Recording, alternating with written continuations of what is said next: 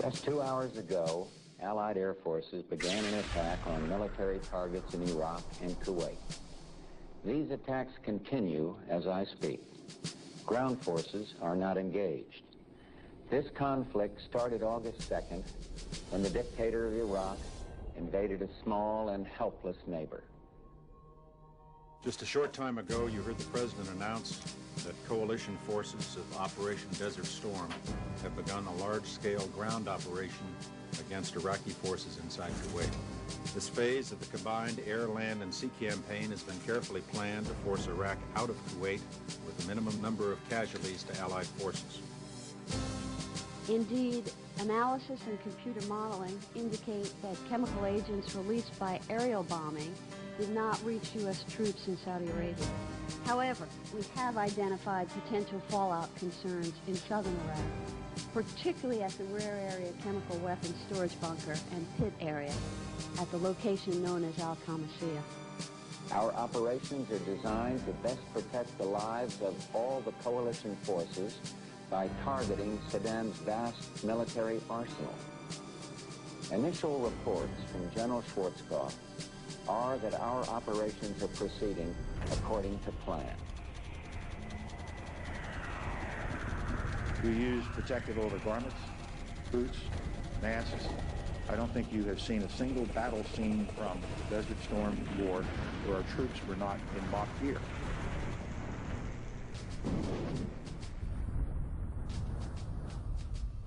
During our time over there, we started seeing individuals become ill with various symptoms ranging from rashes all over their bodies or chronic explosive diarrhea, heavy bleeding accompanied with that, excruciating headaches, the bones and the joints started aching, and there were night sweats, and things only became worse as time progressed.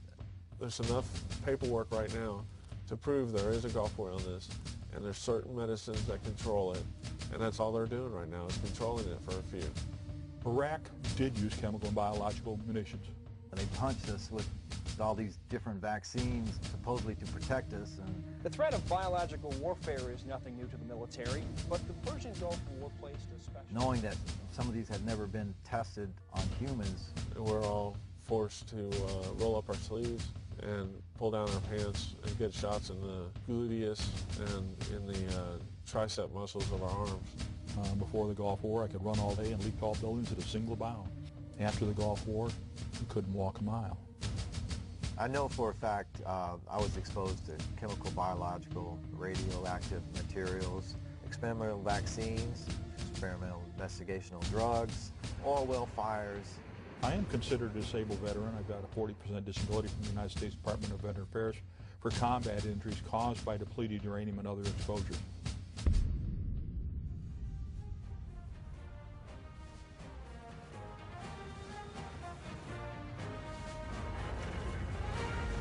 It is more than a trial by fire. It is a rite of passage, a challenge to join the elite. And if you succeed, if you can master your fear, outsmart your enemy, and never yield even to yourself, you will be changed forever.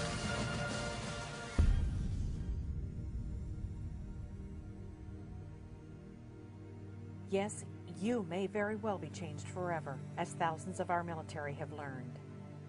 This documentary is dedicated to those who served in the U.S. military for the right reasons, who wonder why they are not and never will be the same, why they are sick, and why military leaders, veterans leaders, and the three branches of our government do not assist them in getting medical care and compensation. The majority of our veterans only want to know what is wrong with them, why they became ill, and how they can be made well again. We will focus on the experiments conducted, the documents that support this experimentation, and what must be done to advance the cause of basic human rights for all active duty, Guard, Reserve, and veterans. For those of you who are not familiar with military experimentation, you are about to get a lesson in history.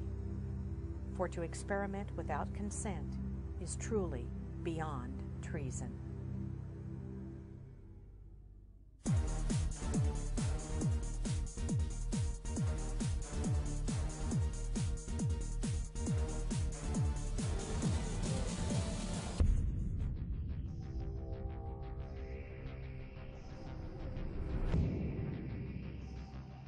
away.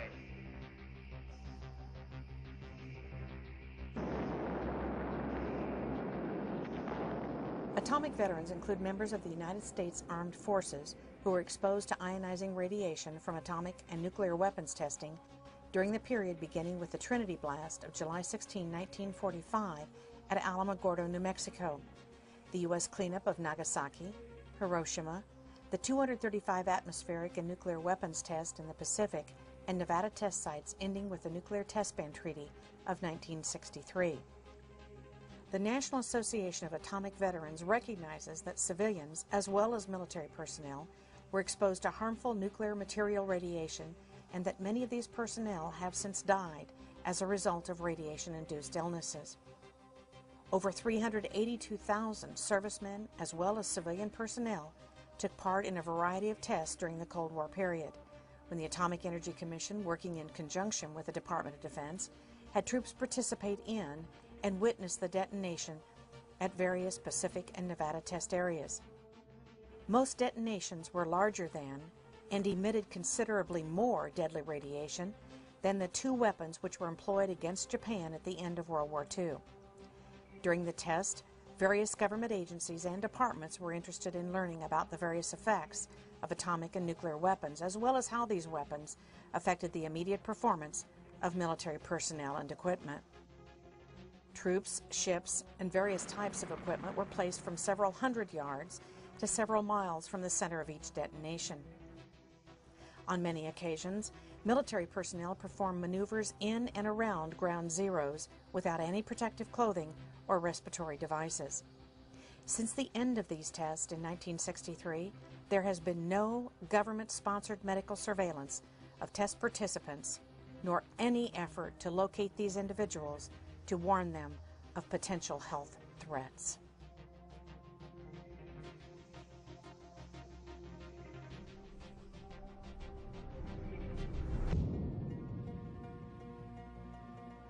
Project MKUltra was the code name for the CIA mind control research program lasting from the 1950s to the 1970s.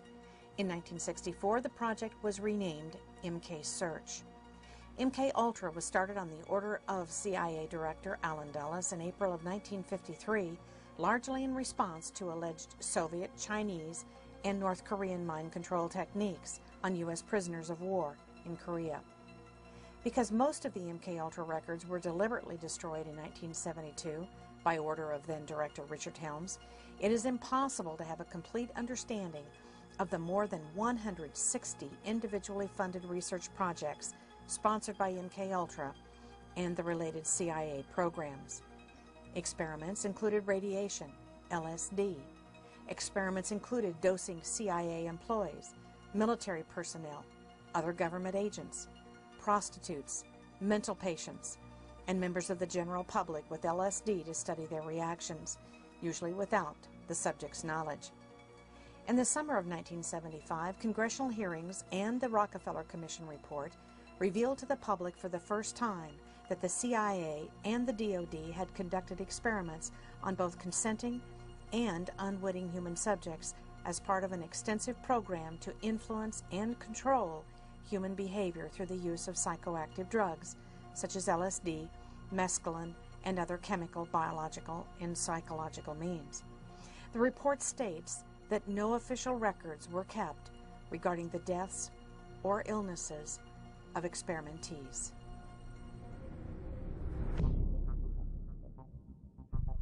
A U.S. Army project that ended over 25 years ago is now the subject of much scrutiny. Project Whitecoat was the Army's code name for a series of germ warfare studies conducted on about 2,300 Seventh-day Adventist servicemen from 1954 to 1973. Now the Army is investigating the long-term effects that the project may have had on its participants. They center on the Seventh-day Adventist Church and the role that it played in the U.S. Army's development of chemical and biological weapons of mass destruction. Under strict secrecy, the U.S. Army established Camp Detrick outside of Frederick, Maryland during World War II for the sole purpose of developing germ weapons. The program was controlled by the Army's Chemical Warfare Service, a branch that had worked with gas weapons that were used by the U.S. in World War I. the Army began to study both the offensive and defensive aspects of biowarfare. In 1952, the Army Medical Corps stationed a medical unit in Fort Detrick, and in 1954, this unit began using Seventh-day Adventist soldiers in its research, presumably in the defensive aspects of germ warfare. Fort Detrick was home to what became known as Project Whitecoat, the code name for the group of Seventh-day Adventist soldiers who were used as human guinea pigs in biowarfare research.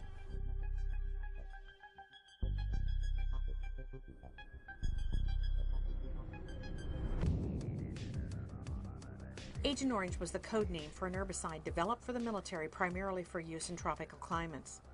The purpose of the product was to deny an enemy cover and concealment in dense terrain by defoliating trees and shrubbery where the enemy could hide. The product Agent Orange was a code name for the orange band that was used to mark the drums in which it was stored. The product was tested in Vietnam in the early 1960s and used at the height of the war in 1967 and 1968. Agent Orange was a 50-50 mix of two chemicals known conventionally as 2,4-D and 2,4,5-T. The combined product was mixed with kerosene or diesel fuel and dispersed by aircraft, vehicle, and hand spraying. An estimated 19 million gallons of Agent Orange was used in South Vietnam during the war, potentially affecting 2.5 million Vietnam veterans. On May 5, 1990, Admiral E.R. Zumwalt, Jr., in a classified report submitted the following: Report to the Secretary of the Department of Veterans Affairs on the association between adverse health effects and exposure to Agent Orange. In that report, he concluded that it was at least as likely as not that the exposure to Agent Orange caused numerous life-threatening, debilitating, and deforming diseases.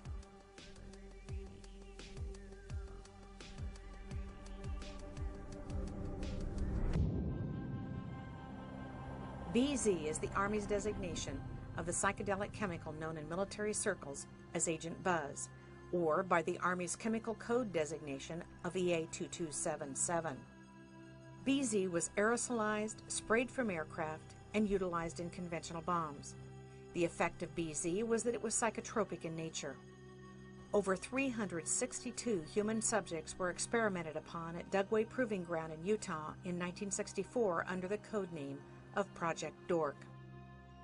Most records of military experiments involving BZ are still classified and unable to be obtained even through the Freedom of Information Act. BZ was an incapacitating agent with paranormal hallucinations that lasted for not just days, but for weeks and months. You may have seen the movie Jacob's Ladder, which depicts effects from the mist sprayed over our military by our Department of Defense.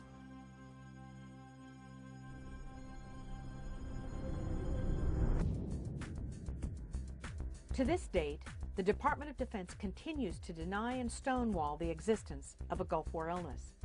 The Gulf War illness is a cumulative effect of exposure to depleted uranium, chemicals, biologicals, vaccines, petrochemical agents, and parasite diseases such as leishmaniasis. Few people are aware that the Gulf War was yet another example of the Department of Defense's intentional exposure of its own troops to its own deadly weapons. From 1984 through 1989, the U.S. government, with full knowledge of the CDC and the Department of Commerce, sold and transferred to Iraq $4 billion worth of deadly chemical agents, deadly biological agents such as anthrax, Clostridium botulinum, and West Nile fever virus. As a result of the first Gulf War, hundreds of thousands of our military are now sick, and many have died. The official figure of those who served in Operation Desert Shield and Storm is 697,000. The Department of Defense has now declared nearly 250,000 of those troops as permanently disabled. The official position of the Department of Defense is that there are no classified or unclassified documents that exist to prove that chemicals and biologicals were used in the first Gulf War. But in only a 100-hour war, when less than 150 troops died, how do we explain the morbidity and mortality rate of nearly 450,000 of our servicemen and women.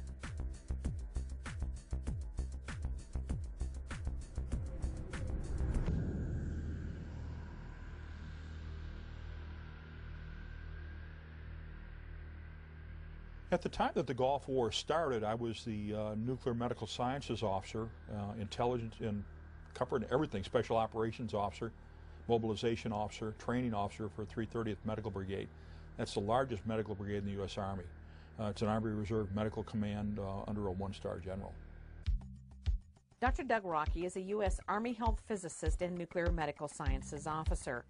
Dr. Rocky has expertise in nuclear, biological, and chemical warfare operations, microwave radiation, emergency response, decontamination, and battlefield cleanup. We were the super garbage men. We had to clean up the messes. We had to identify the messes. We had to collect all the garbage. We had to provide the on-site medical care. It's a lot. All the Iraqi equipment, a lot of U.S. equipment, contains radiological components. When that equipment was blowing up, the radiological materials were released into the environment, exposing and contaminating. And then to top it all off, we used uranium munitions, known as depleted uranium. They've been used back in 1973 by the Israelis against the Egyptians, but during Gulf War I, Desert Shield and Desert Storm, we took it to a totally new level. The use of radioactive materials on the battlefield. Deliberately taken tons and tons, actually over 350 tons of solid radioactive materials, and dispersed it across Kuwait, Saudi Arabia, and Iraq.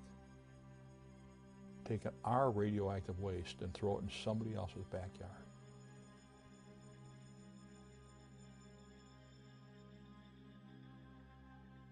I am considered a disabled veteran. I've got a 40% disability from the United States Department of Veteran Affairs for combat injuries caused by depleted uranium and other exposures. Lieutenant Colonel John Marks is an A-10 pilot attached to the 303rd Fighter Squadron stationed at Whiteman Air Force Base, Missouri. The reason it used depleted uranium is it's a very dense, heavy metal, and it's able to penetrate the most armor of any type of material used. It is a very minor amount of radioactivity, but it's not anything that, as long as it's in its bullet form, it can be stored, and it's not any type of hazardous material. Once it hits a vehicle and vaporizes, then it becomes more of a hazardous material that you have to have special handling of that type of thing. But in its normal bullet form, it's not hazardous because of the depleted uranium. It is highly effective against armor. We got direct memorandum from the Department of the Army and other Department of Defense officials specifically telling us that not only were uranium munitions a health threat, they were a serious health threat, the contamination. We got direct warnings, famed Los Alamos memorandum, that to make sure and write a report so that uranium munitions can always be used because there's direct concern about the health and environmental effects. We had the warnings. We also had the responsibility to put together all the decontamination guidelines and also what's called the Combat Lifesaver Program. So myself and my team wrote that, which has now been adopted by the Army and is used every day by the Army. Battlefields and fighting are by nature hazardous to your health. Some hazards are easy to identify and well understood. Soldiers recognize the serious hazards presented by incoming artillery shells and bullets and take appropriate actions. However, some lesser hazards from new technological applications are not so well known and recognized. One of these newer applications is the use of depleted uranium in munitions and equipment armor. Depleted uranium is obtained from uranium ore, which is found throughout the world. In the United States, this ore is mined in New Mexico, Colorado, Wyoming, Utah, and Arizona. Uranium ore contains 3 isotopes. By weight, 99.28%, which is uranium-238, 0.71%, which is uranium-235, and 0.0058%, which is uranium-234. Of these 3 isotopes, uranium-235 and uranium-234 are used for nuclear fuel and weapons. Uranium-238 becomes depleted uranium. This is an aluminum model of one DU tank round. This round would be fired by an Abrams tank. If it was actually uranium rather than aluminum, it would be over 10 pounds of solid uranium. What happens, it moves extremely high velocity. The minute it leaves the bore of the gun, it catches fire. So this rod is a burning rod of uranium. It impacts tremendous forces, unbelievable forces, over this very small diameter. And it's like a blowtorch with tremendous forces that punches right through. Now, as this breaks through and goes into anything, it can be steel, concrete, sandbag bunkers, wood, or anything. Uranium itself is soft. So you have parts of the fragments of the uranium breaks off as it enters and goes through. The uranium rod emits alpha, beta, and gamma radiation and X-ray radiation. The alpha particle is a 4.15 MeV particle. That's 4.15 million electron volts. Now, the intercellular voltage, the voltage that your cell operates biologically, is 10 electron volts. So when that cell is bombarded by an alpha particle at 4.5 million electron volts, it doesn't have a good day. We have all kinds of other problems.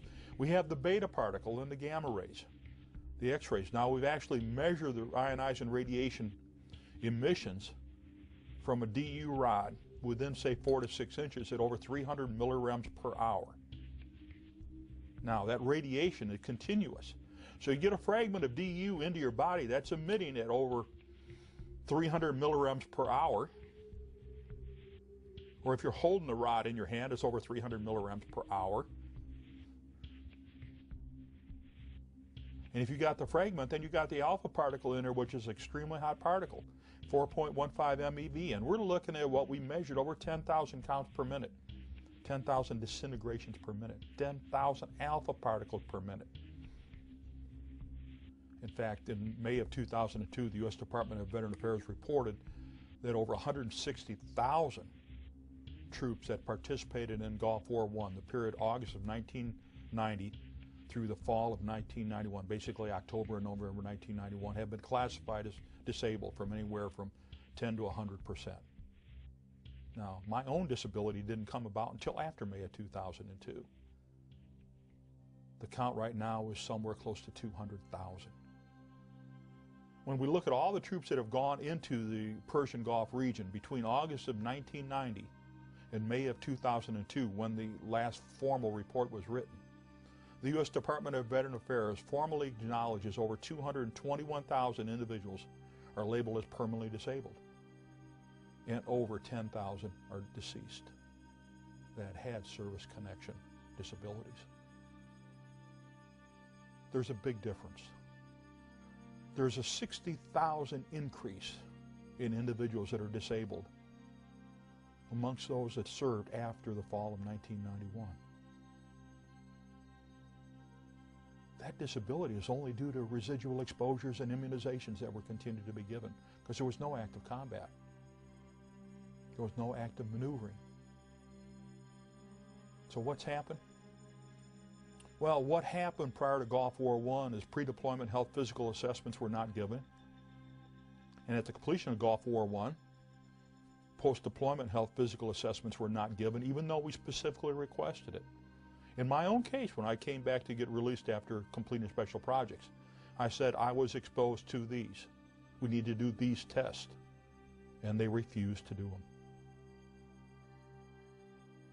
I've been a staff scientist at 2 nuclear weapons laboratories, 5 years at the Lawrence Berkeley Lab, where the Manhattan Project started, and 2 years at the Lawrence Livermore Lab.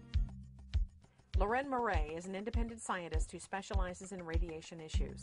Her degrees include BS in geology, master's degree in Near Eastern Studies, and has pursued doctoral studies in geosciences at the University of California, Davis. For the past 5 years, my research is focused on the damaging effects of low-level radiation. The history of depleted uranium goes back to a 1943 declassified memo known as the Groves Memorandum. In this memo, depleted uranium is recommended for development as a poison gas warfare weapon. According to the United Nations Human Rights Commission, which has declared depleted uranium illegal, approximately 17 countries have purchased depleted uranium weaponry from the United States government. In December of 1992, the director of the United States Army Environmental Policy Institute was ordered to figure out ways to reduce the toxicity of uranium munitions by Assistant Secretary of the Army Walker. In 1995, the director of AEPI told the Secretary of the Army, "We can't reduce the toxicity. It's not possible." The United States Army Common Task Training states very specifically uranium contamination will make food and water unusable. And yet we use it in combat all over the place. That's why the United Nations Subcommission on Human Rights had ruled that uranium munitions were an illegal weapon, because they're indiscriminate. They can't be cleaned up, and they last for eternity. The amount of depleted uranium used in the first Gulf War in 1991 is approximately 340 tons, and this was admitted by the U.S. government. In Yugoslavia, Lord Robertson, who was the head of NATO in 1998, admitted in the public media that the United States had used depleted uranium warheads in every missile used in that invasion. It's estimated that at least 1,000 tons of depleted uranium was used in Afghanistan in 2001, and approximately 2,400 tons were used in Iraq in 2003. The United Nations Subcommission on Human Rights, because of the fact that uranium contamination makes food and water unusable, has a permanent effect and can't be cleaned up, and affects not only combatants but non-combatants. It's been ruled an illegal weapon. It was years ago. That's common sense. We all know that the United States falsely accused Iraq of possessing weapons of mass destruction in 2003. In fact, the United States invaded Iraq and used weapons of mass destruction against the Iraqis. Depleted uranium has a half-life of 4.5 billion years. If we had a pound of depleted uranium now, in 4.5 billion years, there would only be half a pound left. This means that the Middle East and Central Asia and Yugoslavia are contaminated forever.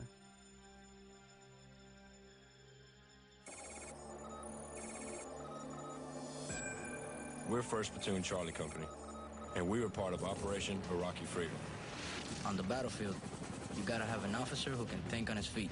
We had that. Lieutenant Walker came to us from ROTC. It didn't matter if we were in training or in combat. He was right there with us. He had confidence and dedication. And wherever he goes, we go. I'm a military brat. My father spent 24 years in the Army. Staff Sergeant Bob Jones is a veteran of Desert Storm, a former Army Ranger now retired and disabled due to Gulf War illness. Not only is Bob ill, but his entire immediate family is affected as they all suffer from mycoplasma fermentans incognitus. During the air campaign, we targeted their chemical, biological, and nuclear facilities.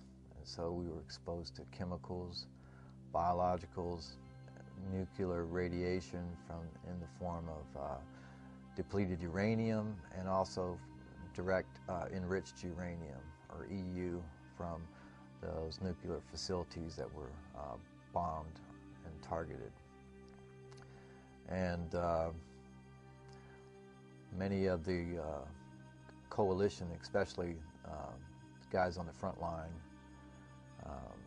such as my unit and others like us, were in the area of exposure from the fallouts of the coalition bombings. And although this information became widely known as early as 1994, through testimony and release of GAO reports that showed that the meteorological data supported the fact that the downwind plume or fallout from the bombings drifted over a large number of the troops that were forward positioned. The U.S. military personnel during Gulf War I, just like during the Balkans and in Gulf War II now, were not adequately protected from all of the exposures they had. We know from first-hand experience that the M40 series mask, as confirmed by the United States General Accounting Office, is defective. We know that it leaks when you move your head. We know that none of those, either the M17 series or the M40 series, provides protection against toxic industrial chemicals. No. Were they adequately protected? Absolutely not. Was my team adequately protected? Absolutely not. We wore the respirators, and we got sick. Now, what happened? What we confirmed and what we saw during Gulf War I and when I did the research as director of the Depleted Uranium Project, that DU round comes down and it breaks up. We have the spalling, then we have the fire. And we create uranium oxides of different types. Some in the ball game the size of cigarette ash and marbles on down to 0.1 micron. This has always been known. When I talked to senior Manhattan Project scientists that were expert particle physicists, they said, hey, we knew uranium when it breaks up like this was going to be down in the 0.1, 0.2 micron range. No doubt about it. The gas mask, the respiratory protection issued to the troops, there's no way it can protect against inhalation. Well, that's what happened to myself and my team. We wore the respiratory protection during Gulf War I, inhaled it, and got sick. We wore the respiratory protection when we were doing the Depleted Uranium Project research at Nevada Test Site. U.S. Department of Energy approved respirators. And we could smell and taste the uranium through the filters.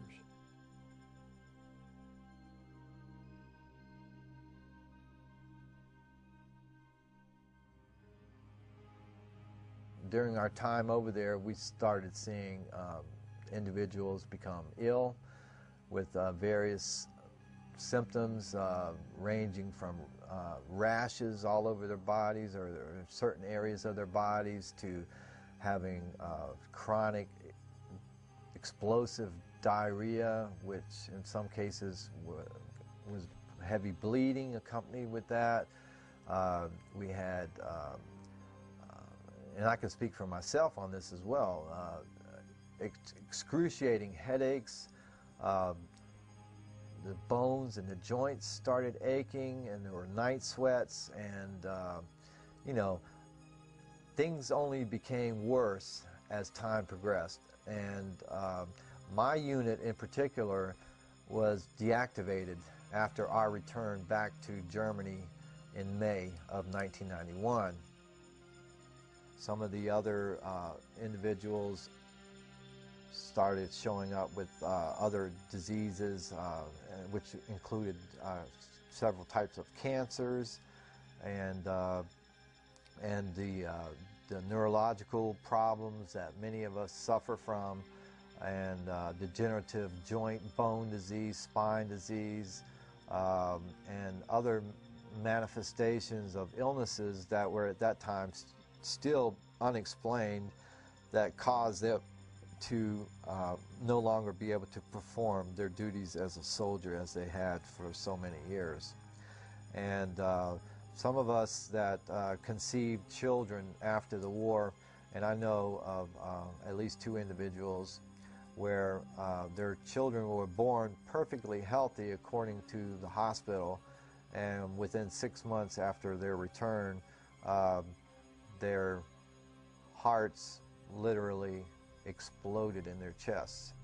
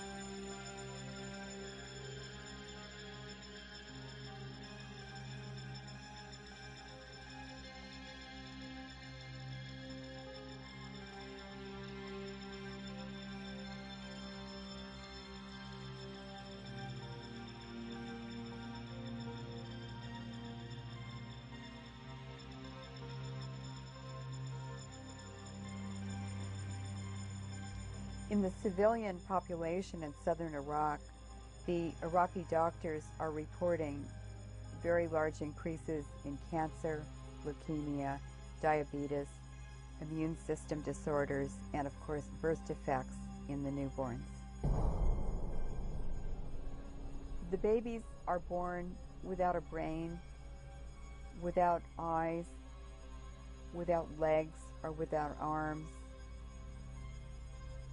Sometimes the baby is born with a cyclops eye, just one eye in the forehead. And each year, these birth defects are more and more severe. Pediatricians now in southern Iraq are reporting that some babies are born without heads or arms. They're just pieces of flesh. Because Iraq is in an arid region with severe dust storms annually, this remobilizes the depleted uranium on the ground and on the battlefields. And so the civilian population will continue to be exposed to increasing levels of DU internally. The severity of the birth defects and radiation-related diseases will increase over time. In fact, depleted uranium is a death sentence.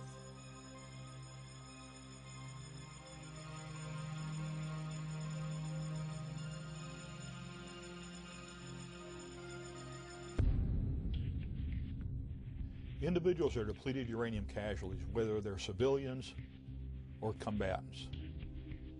Doesn't matter where they were, whether they were exposed during manufacturing processes, testing processes, or combat use. One of the things that we're starting to see, we saw the respiratory problems right off the bat. That was predicted by the Groves Memorandum, totally confirmed by my own physicians and totally documented in my VA medical records. Then we saw the rashes. Well, what we're having is we have the particulate irritation damage, we have the chemical toxicity damage, and then we have the radiological damage, which is the result of the cancers and the tumors. All of the birth defects. They absolutely confirm chromosomal aberrations from the ionizing radiation damage to the cells and the tissues.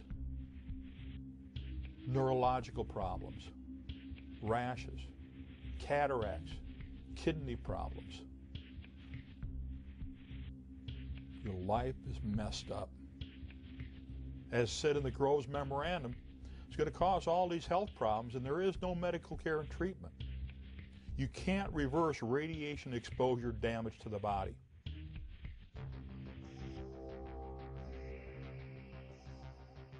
This represents a depleted uranium particle.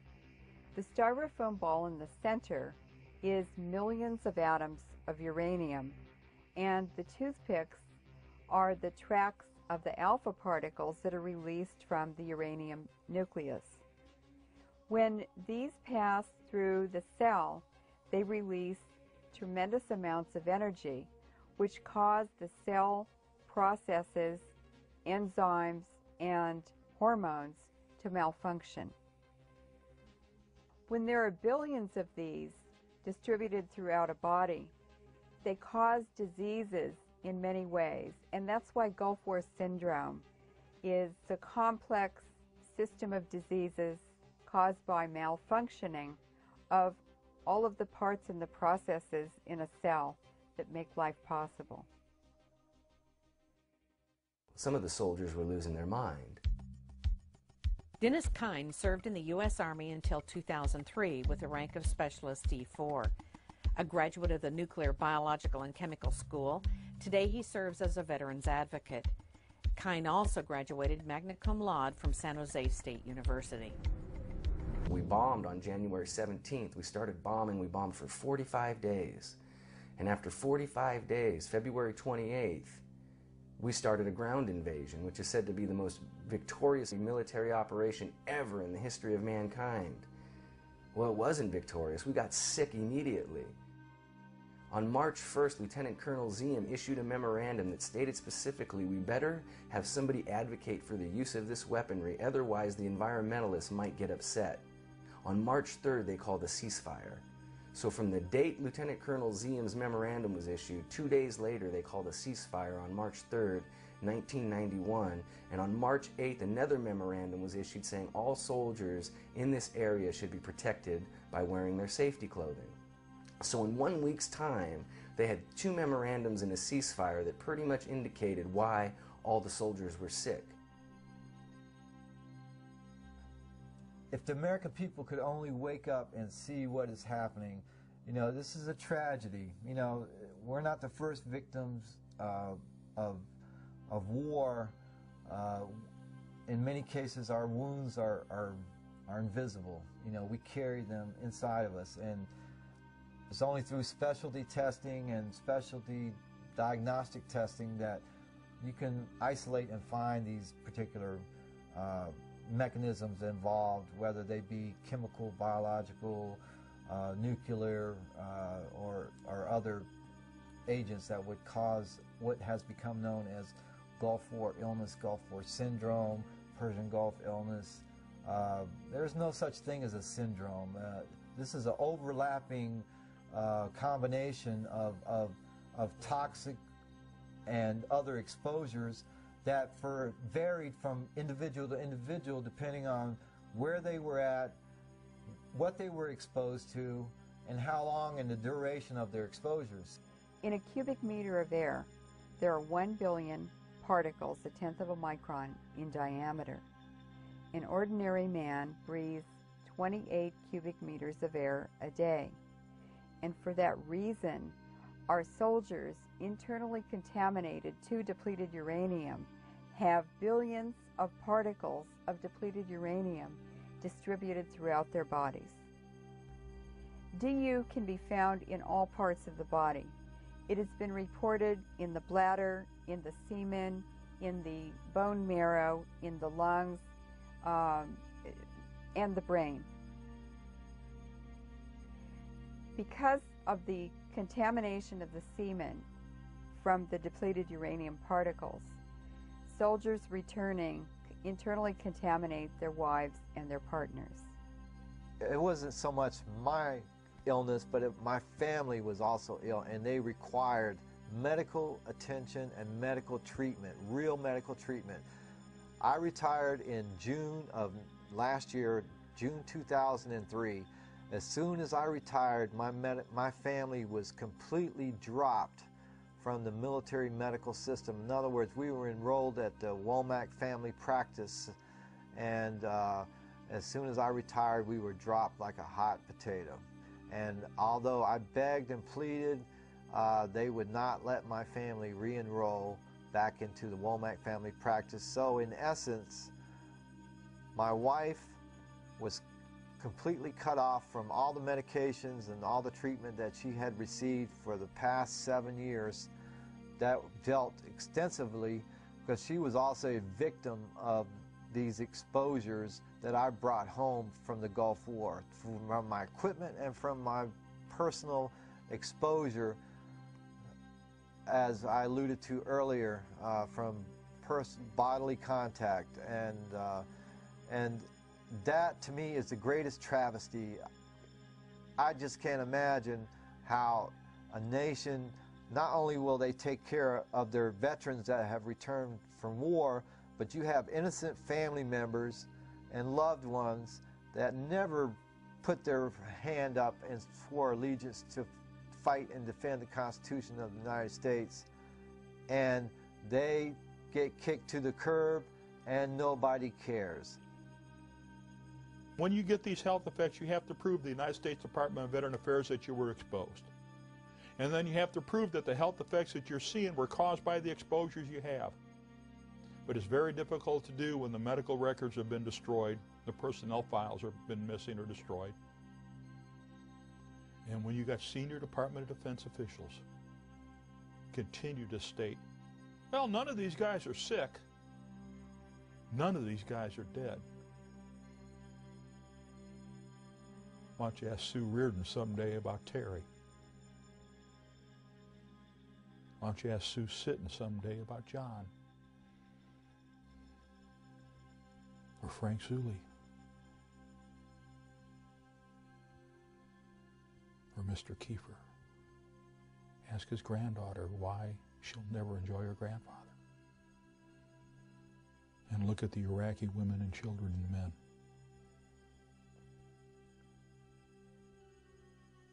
Ask the question yourself. Is winning a battle but contaminate air, water, soil, and food worth the life of your son and daughter? Is it worth the life of the child? Not just those that are alive, but those that are going to be exposed because the contamination remains there for eternity. It's real simple. I was tasked to clean up the uranium munitions by name, by order, during Gulf War I. I was assigned as the Depleted Uranium Project Director. I did the research. I prepared the programs. I wrote the regulations for management. I wrote the procedures for management. And I got sick because I served my nation. And I was discarded. I was abandoned.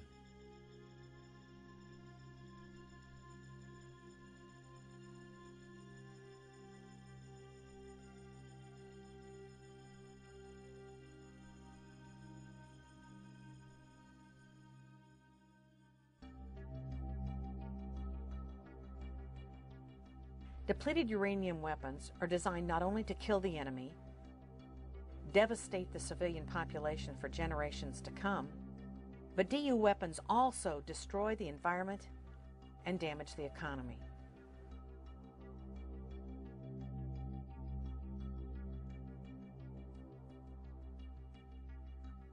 In 1996, the United Nations passed a resolution that made DU illegal under international law.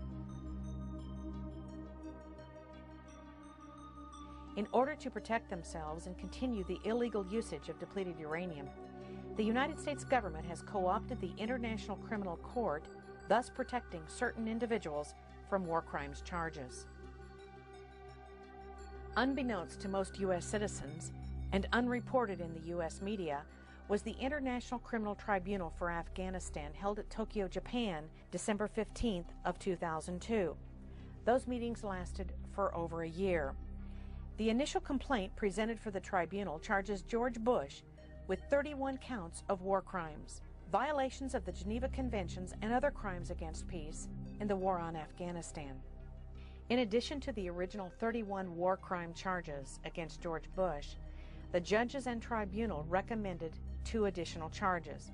Number 1, Bush knowingly used depleted uranium on the battlefield against his own troops, and number 2, that it was, in fact, a crime against the environment.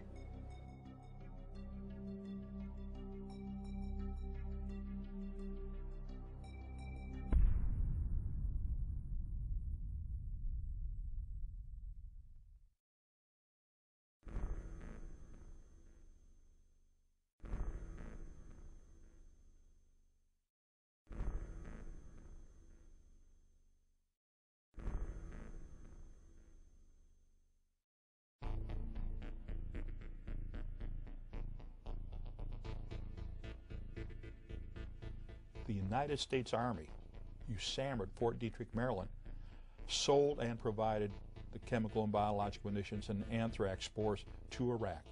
That's totally confirmed in the Regal Commission report written by James Toot and the subject of a made-for-TV movie called Thanks to a Grateful Nation that starred Ted Danson and Mark Helgenberger.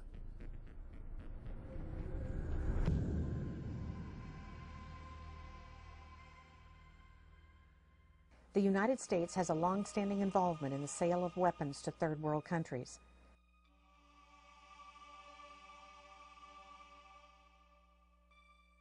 Donald Rumsfeld, a private citizen, met with Saddam Hussein as a political envoy of the Reagan administration on December 20th of 1983.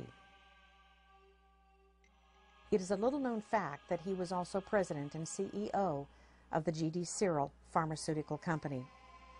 According to Howard Teicher, author of Twin Pillars to Desert Storm, he and Rumsfeld traveled to Baghdad on December 17th in order to lay the groundwork for the presumption of full diplomatic relations between the United States and Iraq. Prior to that time, Iraq was on the known list of terrorist countries. Iraq invaded Iran in September of 1980. It is important to note that the ban on the sale of weapons was in force until 1982, when it was lifted with the strong objections from Congress. The U.S. began the transfer of helicopters to Iraq in December of 1982. In 1983, Banco Nazionale del Lavoro of Italy and its branch in Atlanta began to funnel $5 billion in unreported loans to Iraq with the blessing and official approval of the U.S. government.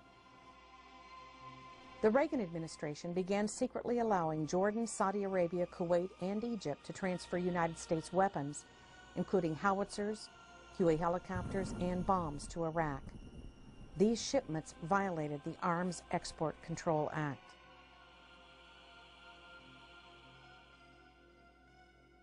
From 1985 through 1989, the Department of Commerce licensed 70 biological exports to Iraq, including approximately 21 batches of lethal strains of anthrax, shipments of weapons-grade Clostridium botulinum, and West Nile fever virus.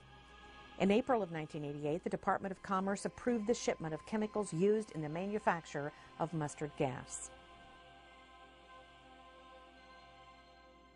The U.S., with the approval of the CDC and the Department of Commerce, armed Iraq illegally from 1985 through 1989.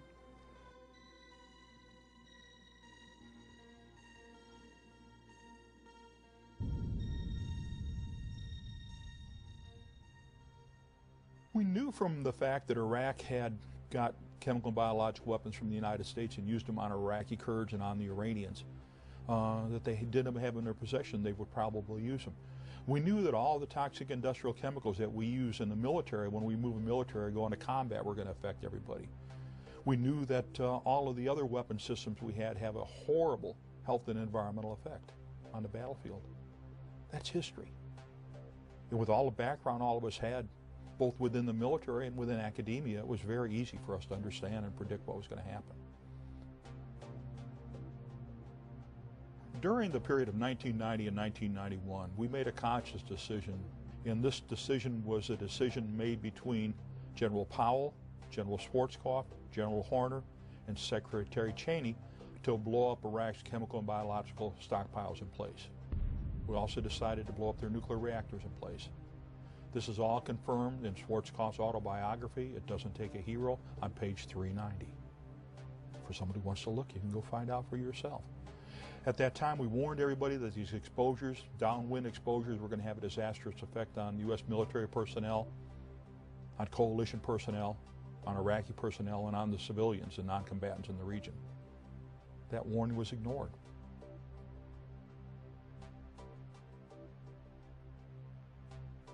The average military person had no knowledge that the United States was secretly and illegally continuing to sell weapons of mass destruction to Iraq just prior to Operation Desert Shield and Desert Storm. It is important to note that these biological materials were not attenuated or weakened and were capable of reproduction, thus illustrating these biological agents were not for research, but for the purpose of weaponization. Not even the military medical personnel tasked with treating the wounded on the battlefield had any training regarding a biological or chemical casualty. According to Senate Report 103-900, by the time of the invasion of Kuwait, Iraq had developed biological weapons. The Regal Report states that Iraq's biological warfare program was the most advanced in the Arab world. There is substantial evidence to suggest that the Iraqi military used the Soviet doctrine of multiple chemicals and multiple biologicals against our troops. This serves to confuse the diagnostic and treatment process and would account for the wide variety of symptoms displayed by Gulf War veterans. Most of the guys that I serve with are either severely disabled or dead due to the fact of their exposure to the different elements that were involved. Michael is a veteran of Desert Storm and served in the area of special operations. Because of fear of reprisal by the Department of Defense or loss of his veterans' benefits, he has requested that we alter his voice and image. One memory that sticks very clearly in my mind is the chemical alarms. At least once a day, we'd have a chemical alarm go off. And after a while, we learned to pay attention to them because we were told it was a malfunction. They would try and tell us that either it had blown paint on it, some fumes from something that had been painted nearby had been blown on it, and that set it off, and so on and so forth. And it makes me wonder. They claim that no chemical weapons were used, but I have every reason to believe that now, in retrospect, it's so sad. It's so sad that you trust them so much that when the chemical alarm goes off, and most normal human beings would go, well, I don't care what you say, that chemical alarm goes off, I'm going to take precautions. But you are so indoctrinated in the fact that, oh, well, we're here to look out for you, we're going to take care of you, that when the chemical alarms go off, you just sit there and continue eating or reading or whatever it was you were doing. On a number of occasions, chemical alarms went off, and we were ordered not to basically respond to them or report them or write down statistics or even study the environment we were in, which is normally what an NBC person would do. Once an alarm goes off, you start putting, testing things around to see if there's anything happening. At the first call of an alarm, we would be told a number of different things, like it was the gasoline setting it off, or it was the oil well fires burning that was setting it off, or it could have been anything other than an actual chemical or biological agent. Surely wasn't. Don't worry about it, soldier. You'll be okay. We had alarms going off, chemical alarms, and there were several occasions where we had to go into full mop gear in the middle of the night, or especially in the middle of the night. It's unbelievable that we had all this equipment that had been calibrated and sent over there prior to the war, and we had set out monitors in the perimeter and in the area to detect any kind of chemical activity. However, what is of significant and monumental importance is the fact that we had no biological detection capabilities over there whatsoever. And this all relates back to the fact that we destroyed their chemical biological sites and also the bunker complexes, not to mention the big one in Camisea, which is the only one that got any kind of real attention due to the fact that an individual or several individuals happened to film the contents of that bunker complex. The order was given to blow the place up rather than the normal procedures when you find a place like that magnitude holding the contents that it did. There were other means of disposal. The area was secured, and what surprises me is the fact that we received no warning. No one was instructed to get into any kind of mop gear or any type of chemical protective posture, although it's questionable whether it would have helped anyway. Well, we were issued, MOP suit, military occupational protective posture is what MOP stands for. MOP suits, we were issued them, but they were useless to us after the first 3 days after we opened the package. So you get in country, they issue you a brand new suit, it's got a charcoal filter in it, but the minute that package has been opened and that suit has been liberated, that suit is useless. You can't keep putting it on and taking it off. The Department of Defense has long touted that American troops are the best prepared, trained, and equipped in the world. Unfortunately, the equipment that was meant to save their lives may very well have cost them their health in Desert Shield and Storm. Information has now been obtained that proves that the chemical suits sold to the Department of Defense during 1989 were in fact useless. Isratex, A company from Raynell, West Virginia sold nearly 800,000 defective suits that later proved to be full of tears, holes, and poor stitching. One hole can mean the life or death of a soldier during a chemical exposure. The company subsequently filed for bankruptcy, and its owners have never faced accountability for their actions.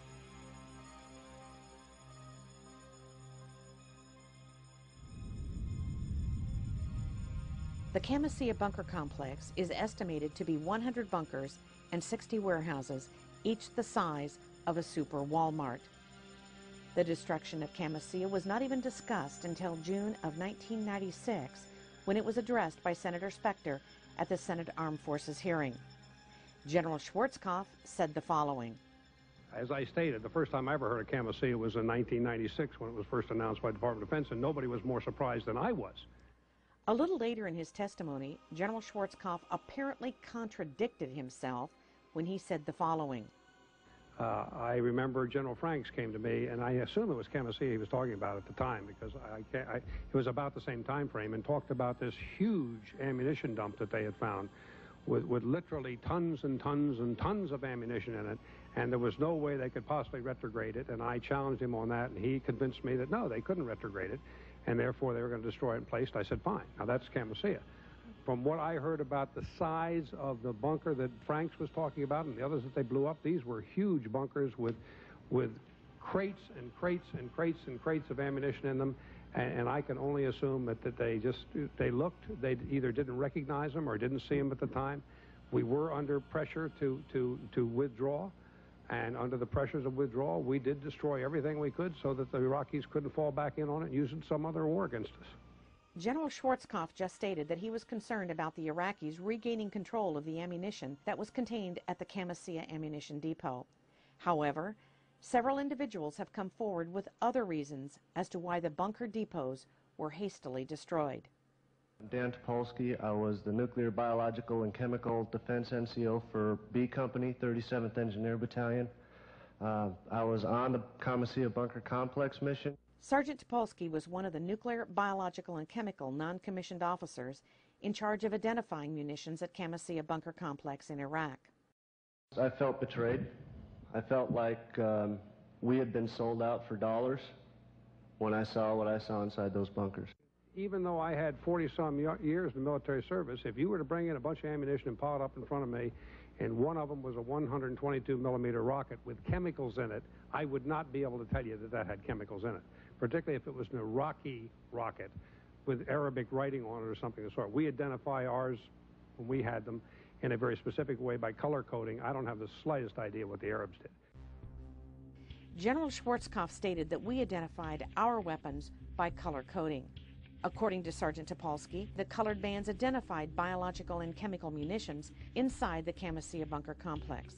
According to Sergeant Topolsky, the yellow or purple bands indicate chemical munitions. The green bands represent biological munitions. General Schwarzkopf also said he could not identify munitions, especially if they had Iraqi markings on them. You will also note these munitions were plainly marked in English and indicated these munitions were supplied by countries like Jordan, England, Russia, as well as the United States of America. According to the 1972 Geneva Convention, weapons of mass destruction are illegal. Therefore, according to Sergeant Dan Topolsky, it is very likely that these munitions were destroyed not so much to prevent Saddam Hussein from regaining control of them, but to destroy the evidence of these countries breaking international law. The 37th Engineer Battalion, way back in the air campaign, was ordered by our battalion commander not to wear our protective overgarments unless specifically told to do so. My company pretty much ignored that order because my company commander supported me when I said that that was dead wrong, and he's going to wind up with a dead company if he listens to it. Now, a lot of the other companies in the battalion didn't do that. On April 17, 1997, General Colin Powell testified before the same Senate panel, and as was the case of General Schwarzkopf, he was not required to take the oath to tell the truth. In regard to the chemical mop suit, General Powell said the following. We use protective overgarments, boots, masks. I don't think you have seen a single battle scene from the Desert Storm War where our troops were not in mock gear. Well, the Department of Defense officials continue to lie about what we know and what happened during Gulf War I. But it's real simple. The chemical agent alarms went off. There was no other reason for them to go off. The individuals got sick. There's no other reason for them to get sick. And medical tests, my own medical tests, confirm, absolutely confirm, the sarin and cyclosarin exposures, for which I had been notified directly by the Deputy Secretary of Defense by name in a personal letter that, hey Doug, you got exposed to sarin and cyclosarin because you were downwind from Comasea. But Comasea was only one of over 100 sites that we deliberately blew up after the completion of the ground war from March through the fall of 1991.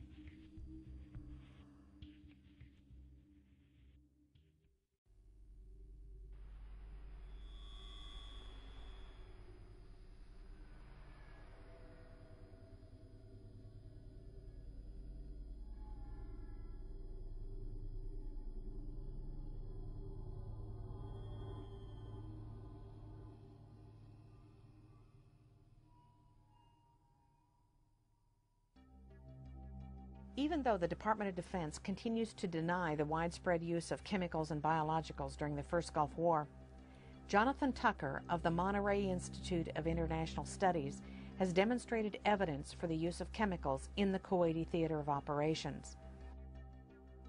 The U.S. intelligence reports show the presence of Iraqi chemical weapons. Military log entries describe the discovery of chemical munitions in Iraqi bunkers during and after the ground war. There are incidents in which troops reported acute, numerous symptoms of toxic chemical exposure. There's credible detections of chemical warfare agents made by Czech, French, and American forces. Chemical warfare agents that were detected by coalition forces during the Gulf War include the nerve agent Tabin, sarin, cyclosarin, and the blister agents sulfur, mustard, and lewisite. To this date, there has been no diagnosis or treatment offered by the Department of Defense or Veterans Administration. Dr. Robert Haley, MD of the University of Texas Southwestern Medical School in Dallas, Texas, has detected damage in the brains of those Gulf War veterans who were near the explosion of Comasea. Those injuries had resulted in not only increased social problems, but also a 90% divorce rate and increased crime rates among those vets who showed damage in the area of the brain that controls judgment. The children of Gulf War veterans have shown increased defects such as Goldenhar syndrome, a missing eye or ear, major organ or digestive deformities, and general failure to thrive. 13 years after the Gulf War, the Department of Defense still calls the Gulf War illness a mystery disease. Either the Pentagon employs the most incompetent researchers and physicians in the world, or the cover-up is by design that these troops are being denied meaningful medical care. We can only conclude that the Department of Defense is waiting for an army to die.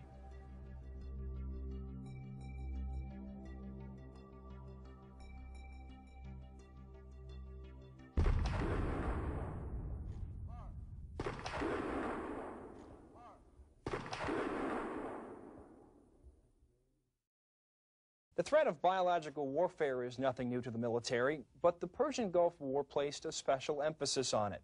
This renewed emphasis caused the Defense Department to look at how it was protecting men and women in uniform from this battlefield threat, this unseen enemy. Staff Sergeant Noah Berg looks at one of those enemies and what is being done to fight it. The Defense Department says it can be a big threat on the modern battlefield. Anthrax, most commonly associated with livestock. And the type that worries those military leaders most is the type that is inhaled. Sometimes people refer to as very early stages as something like a common cold. But then the person goes downhill very quickly. Because of the potential anthrax threat, last year the Defense Department ordered vaccinations. And one of the first in line was Chief Master Sergeant of the Air Force, Eric Benken. Despite isolated protests, the vast majority of medical experts endorse the vaccine's use. And despite charges that the so-called Gulf War syndrome and anthrax are connected, Huxell says that's just not true. The Defense Department continues to stress the safety of the anthrax vaccine, and all troops headed for the Persian Gulf receive the inoculation series.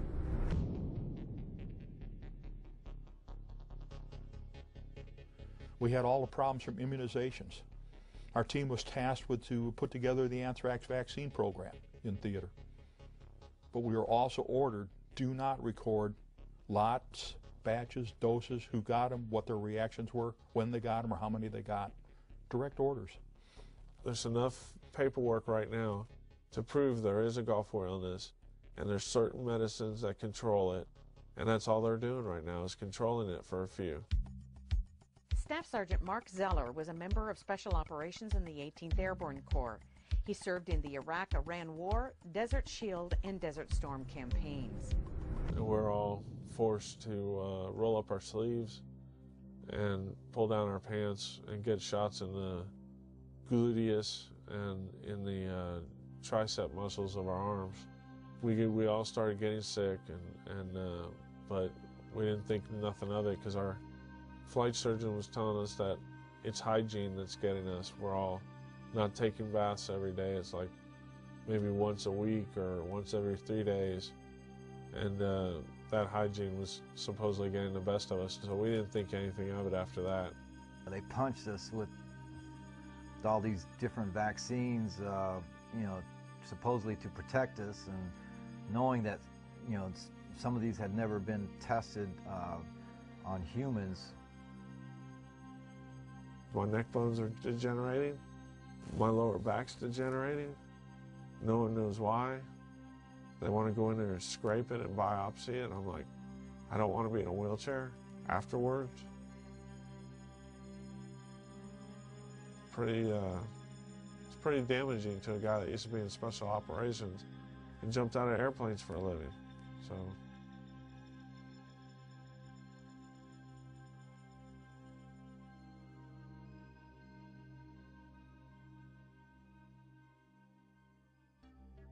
The use of vaccines in the military with recruits and servicemen and women is well documented.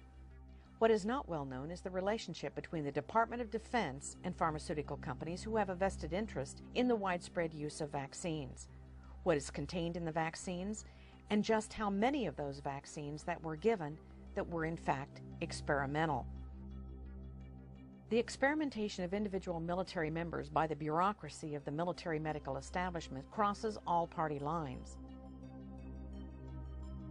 Military experimental use of vaccines have been conducted during the past 50 years. The senior Bush administration ordered the use of experimental vaccines anthrax and botulinum during the buildup of the first Gulf War. The Clinton administration ordered the experimental use of the tick-borne encephalitis vaccine in Bosnia. Perhaps one of the most devastating executive orders regarding vaccines came under the Clinton administration. Executive Order 13139 essentially orders the use of experimental vaccines and/or drugs at any time without the service member's consent to be given to anyone in the military as long as the President or the Secretary of Defense approves. During the first Gulf War, it was not unusual for a service member ordered to Iraq in 1991 to receive 10 to 17 vaccines in one setting.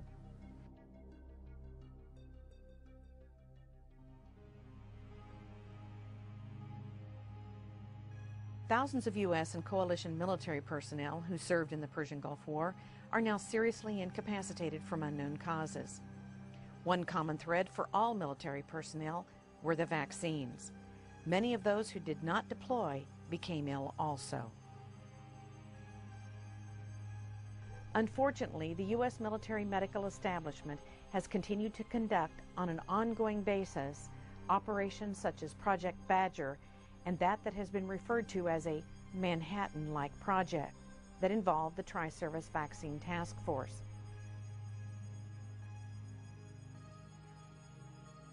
Credit for the best vaccine research should go to Gary Matsumoto in his acclaimed book entitled Vaccine A. Matsumoto concludes that the government covertly experimented on troops using squalene which is an oil-based booster used to make vaccines stronger. Squalene has only been approved for use in experimental AIDS and experimental malaria vaccines. Since a large percentage of U.S. forces tested positive for squalene, it has led many individuals to believe that the anthrax vaccine could have been a primary clinical trial for an AIDS vaccine experiment. What the DoD should have disclosed to the troops is that squalene causes life-threatening diseases such as lupus, crippling arthritis, and multiple sclerosis. On May 11, 1999, at an Air Force briefing held at Dover Air Force Base, Air Force Surgeon General Charles H. Rodman II denied the use of squalene in the anthrax vaccine. He was backed up by Army Colonel Arthur Friedlander. However, 6 weeks later, the FDA identified the presence of squalene in 2 separate vaccine lots. With the reintroduction of the anthrax vaccine prior to the Second Gulf War, up to 50% of Air National Guard pilots resigned rather than take the deadly vaccine. To this date, the Department of Defense continues to give the anthrax vaccine to U.S. military.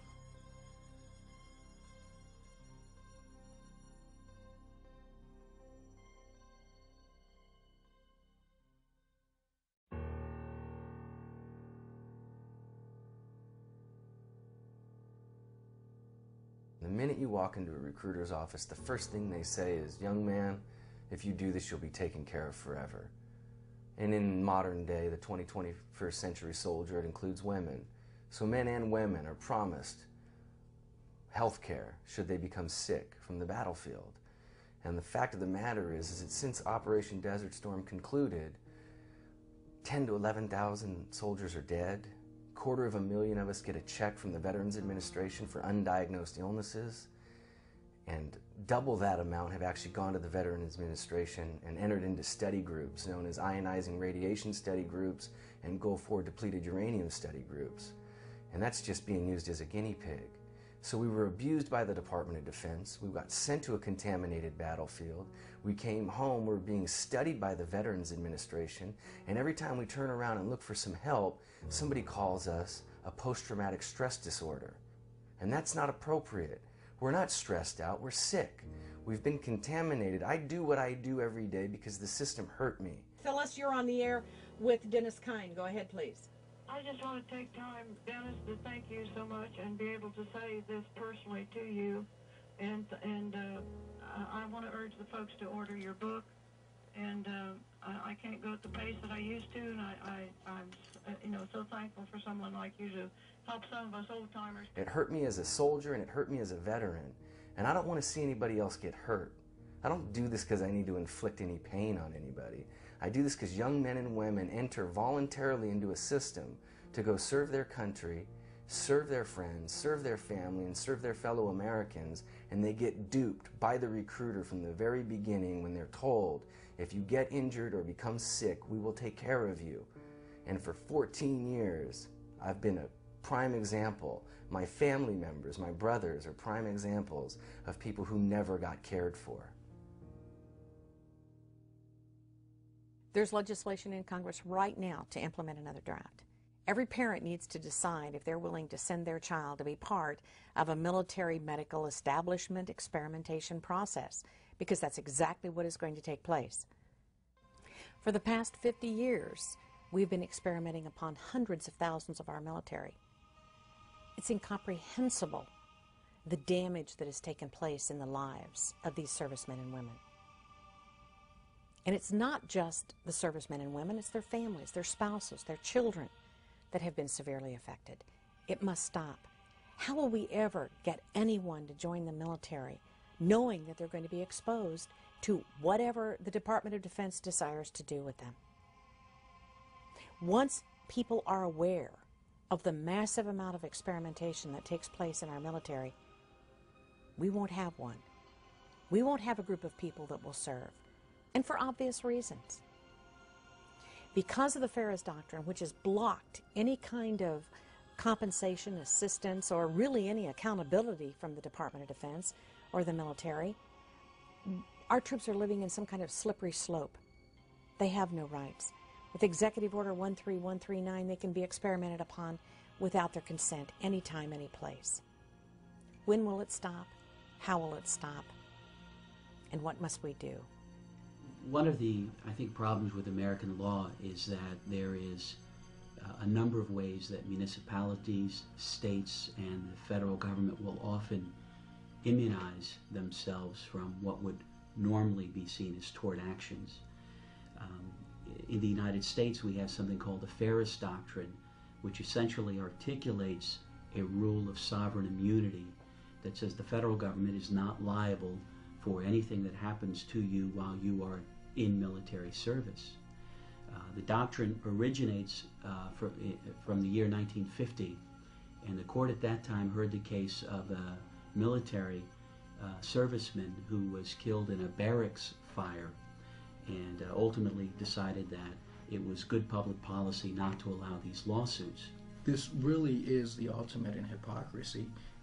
You see the heroic search and rescue missions where the government is very publicly going in and rescuing prisoners of war in combat, and the message there, or the propaganda if you will, is that we care about you, the soldier. The reality is very different. The reality is that they are shielding themselves behind an outdated legislation and using the soldiers essentially as pawns in a chess game. The Ferris case was literally about a serviceman who was injured in a barracks fire in New York State. That's a very different kind of case than the subsequent cases that have been brought to the Supreme Court. A case like Depleted Uranium or Agent Orange or something like the Tuskegee experiment, this is about the government knowingly allowing you to be injured. Some would argue intentionally allowing it to happen, certainly behaving through gross negligence to allow you to suffer injury to yourself. And the courts have consistently, for the last 5 decades, upheld this as a legal doctrine that is alive and well in this country. Now, recently, in the late 1980s, ironically, one of the most conservative justices, Justice Scalia, has indicated in a decision where he was joined by 3 other justices that the Ferris Doctrine was wrongly decided. And so there's some hope that the court is starting to see that a doctrine that began over the principle of negligence ought not be applied when you get into really criminal knowledge. BeyondTreason.com will be a focal point, an area where people can go to find out what can be done, what needs to be done, and how to help. We must all join together to say, enough is enough. You see, if they experiment upon the military, the citizens are next. We can no longer play the role of esprit de corps in the military, of patriotism, of blind patriotism. We must accept the fact that it is our fault that we have allowed this to take place in this country. We call ourselves Americans, and this is freedom, and yet our sons and daughters are dying. Those that are responsible for these acts should spend the rest of their natural lives in prison for what they have done. There is no question, from the presidents on down for the past 50 years, those that have been in charge of these experiments, there is no question that this is truly beyond treason.